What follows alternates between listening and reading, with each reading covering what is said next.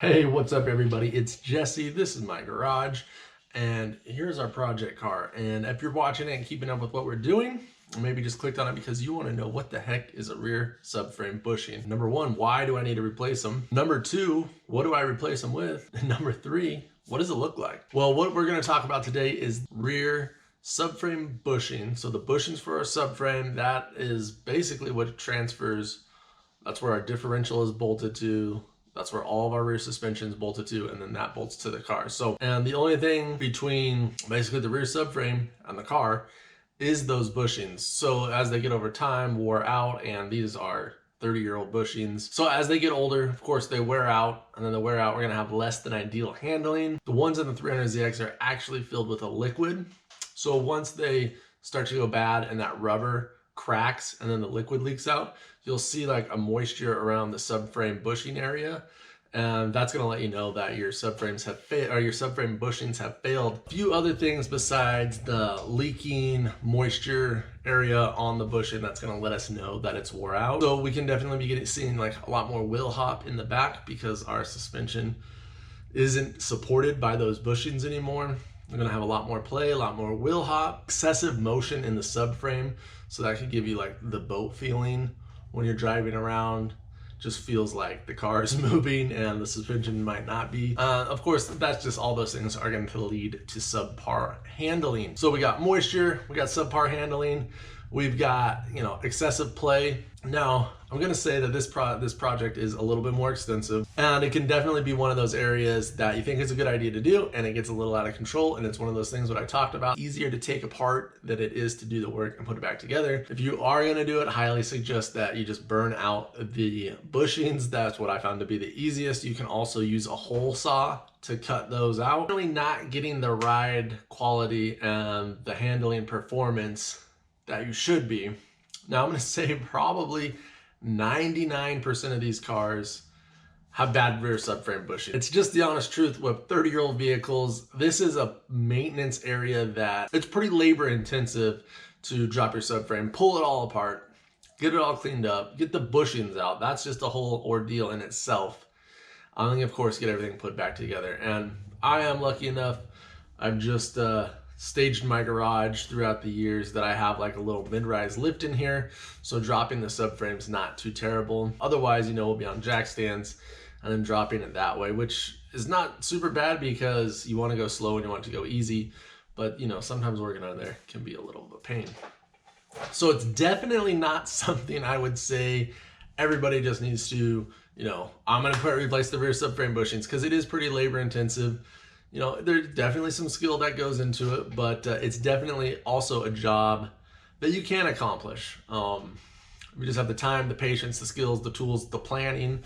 You watch our last video about planning. All right, so the OEM bushings on the subframe are going to be a rubber bushing with, like I said, a liquid inside of it to help dampen all the movement and vibration. You got to think we're going to have a lot of vibration. Everything's going to transfer up to the actual chassis, and then that's going to give you the ride quality. So when I start talking about dampening and ride quality, not only do we want to replace those so we have less wheel hop, more stable rear end, it doesn't feel like it's swaying all over the place, but we also do have to take in consideration like vibration. All right, well, make sure we're going to talk about the different types of bushings there are, but make sure you stay to the end, because I'm going to give you a little tip on a little maybe workaround that, if, let's just be honest, the skill level and the tools and the time and the experience aren't there to replace your subframe bushings, which I don't blame you if it's not. It's a nasty, dirty, labor intensive, kind of stupid thing to do. There's something that you can still use, can still help stiffen up those bushings, help with the wheel hop. So stay to the end and we'll talk about that. But right now I'm going to talk about the two main different bushings that you're going to see. You're basically going to see a polyurethane bushing is going to be a softer bushing than what the other one is a solid aluminum bushing. Now that's just what it is. It is a solid aluminum, and it's going to transfer a lot more vibration, because we were talking about vibration. So that one's going to transfer a lot more vibration to the vehicle, to, you're driving. Me personally, I wouldn't recommend that one on a daily driver. I'd recommend that one more as a specific build like a track car, drag car, whatever you're building, if it's not necessarily going to be your daily driver and you don't care about the ride quality per se for like any extra vibration, then go for it for sure. Or if you don't care, then the aluminum one might be for you, because it's going to be a solid. That's going to be your solid, most connected A to B. Point A, which is the subframe, point B, which is the chassis of the vehicle. That's going to connect it to be the most solid connection that you have. But that is also going to transfer the most amount of vibration. The one that I'm going to use on this vehicle, I planned this out ahead of time because I knew the 300ZX, it's a little bit more of a luxury car. I mean, it was, you know, it's meant to be fast, but it was supposed to be comfortable too. It's a little bit bigger, a little bit more plush. I'm going to drive it around kind of daily driver. You know, I've got a few different cars, but this was the one that I wanted to kind of hop in, not have to think about it a bunch, drive it around and enjoy the car. So I went with a polyurethane bushing. I went with the polyurethane bushing to replace my wore out OEM rubber bushings. That way we can still keep our dampening. We don't get all the vibration coming through. Still keep the nicest ride with the most performance. I feel that was a great medium. All right, so this is what I'm gonna kind of tell you. Like I talked about it, I hit it in some of my other videos, like a little bit more of like an OEM replacement bushing versus one that's designed for the chassis by enthusiasts to alter the geometry of the suspension. So like the energy suspension polyurethane bushing, it's a great option. It's gonna be definitely better than what you have on your car right now. That's all wore out, it's leaking, it's all over the place. It's not performing correctly. So the energy suspension one, I believe, I'm not using them, but I did do a little bit of research. I watched some other people install it. I do believe the energy suspension one uses some of the outer bushing sleeve, so you don't necessarily have to cut those out like I had to cut out on my subframe. But it is definitely more of an OE replacement. It's not gonna alter the geometry of your ride height. It is just going to replace the bushing, and you know, that's awesome. That's kind of what we want to do. But when we go to an aftermarket manufacturer that specializes in our chassis, like GK Tech, that's the one we're using, or Z1 Motorsports, or what is that, SPL, all those places have manufactured bushings for our subframe, but they also do something different. And on GK Tech, they actually raise our subframe 10 millimeters. That will correct our center roll, actually take out even more of the wheel hop, and reduce some of the squat on the rear suspension, because that is because we're gonna lower this vehicle. So once you start lowering the vehicle, you're throwing all of the OE specifications for your geometry out the window. Everything's is changing because the car was designed at a certain ride height and certain geometry specs for that rear end. Now, once we start changing that, then it throws everything out of the way. Well, when we change our rear subframe bushings, move our subframe up 10 millimeters, it's gonna even everything out because we're lowering it, changing the whole geometry spec. So that's another good plus. So not only are we replacing more out bushings, improving our ride quality, improving our ride handling, we're also going to help correct the geometry change that we're doing when we lower the car. So a little bit of bonus, and that's why I definitely choose some of the vehicle specific manufacturers for performance parts and stuff like that, that you get a little bit extra. And since you're doing this job already, trust me, you don't want to do it twice. All right, well, a few bonuses that the polyurethane bushing is going to have versus just a replacement OE bushing. Polyurethane isn't going to distort. Polyurethane isn't affected by oil. It's not affected by a lot of the chemicals that go in our car. It's not affected by road salt. It doesn't soften, and it's not going to compress. So not only are we taking out the even if some of our bushings haven't failed yet and they're wearing out, they're 27, 30, 25 years old, however old they are. And I know like on my subframe, 2 of the bushings had failed and were leaking, 2 were just cracking, and it was only a matter of time. So now that we're getting rid of all that rubber stuff, we're getting something in there that's going to last even longer. But I'll tell you right now, in 30 years, I'm definitely not gonna be changing any subframe bushings on this car. Who knows what we'll all be doing in 30. All right, well, here is the polyurethane bushing that I was talking about.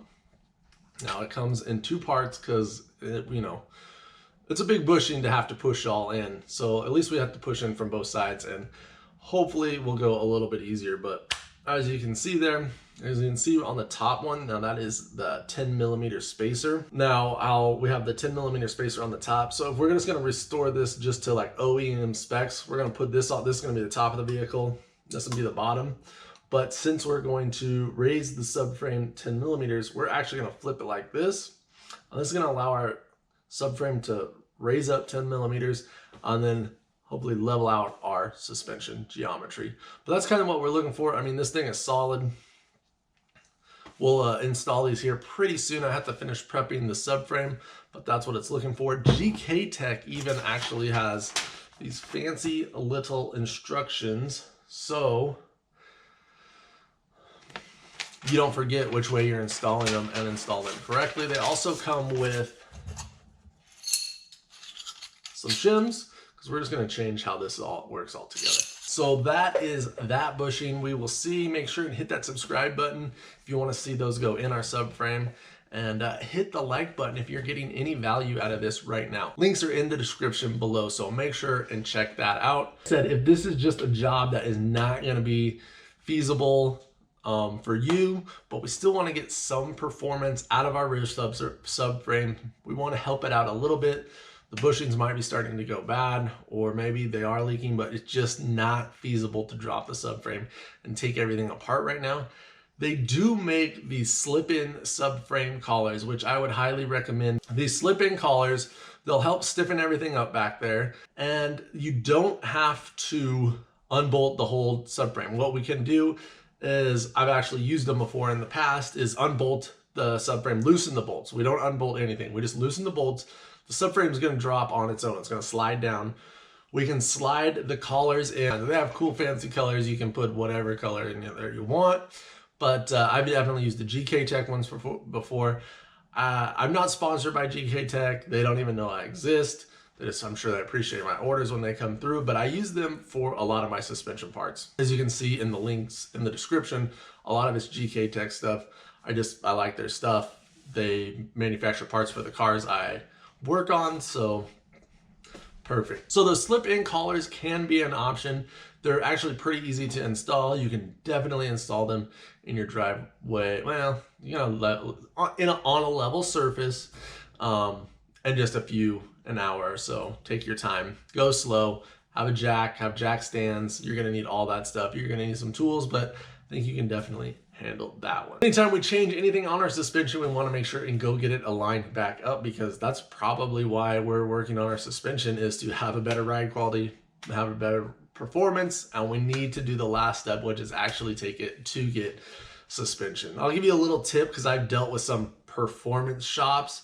They literally have performance in their name that do not know how to adjust adjustable control arms on your suspension. So talk to your alignment shop first and make sure that the tech knows what they're looking at and they know how to work on adjustable arms. Because I'm telling you right now, I went to a local suspension performance shop. They didn't know what they were looking at. They basically took the car, took it to the back, called me back later, said they couldn't adjust anything, and then charged me for doing it. So screw those guys, they suck. I went to a little bit more of a big chain. It's a chain up here in the northwest, I guess. It's Les Schwab Tires. Ended up talking to a tech that used to align drift cars somewhere over in the Seattle area, so he knew exactly what he was looking at. So a little bit of a tip on that is, when you're getting alignment, go make sure you talk to the people, make sure they're going to understand it, and you're going to actually be able to get done what you can. But that's a little sidebar bonus tip. And also, the slip-in collars can go a long way. Don't expect everybody to be able to do the subframe bushings. They're just a pain. If you want to get into bushing replacement, I would highly suggest with we're doing the front on this car too, the front suspension, like the control arms. That's a really good bushing to start experimenting with replacing bushings. I just used the energy suspension, links in the description. It's pretty easy we burned them out and then they kind of just fell out, clean everything up, put the new one in, and that is going to give you a good handle. Start replacing some of the other bushings before you jump into anything like a rear subframe. Just a couple little tips and advice to help you out in your journey on your 300ZX build, and I know it's gonna be sick because you're watching this channel. So thank you so much for everybody that watches. I do appreciate it. If you can't tell, I got 2 arms gesturing. I'm just saying, we got a tripod. Thank you so much for watching. If you got any value out of this, hit that like button. If you want to see more of this stuff, hit that subscribe button. If you want to see any of the parts that we use on any of the vehicles, 240SX, 350Z, 300ZX, I even have a Tundra that there's some parts I listed down in the links below so you can see all that stuff that's going. Follow me on Instagram at Build Theory. And until then, I will see you next time.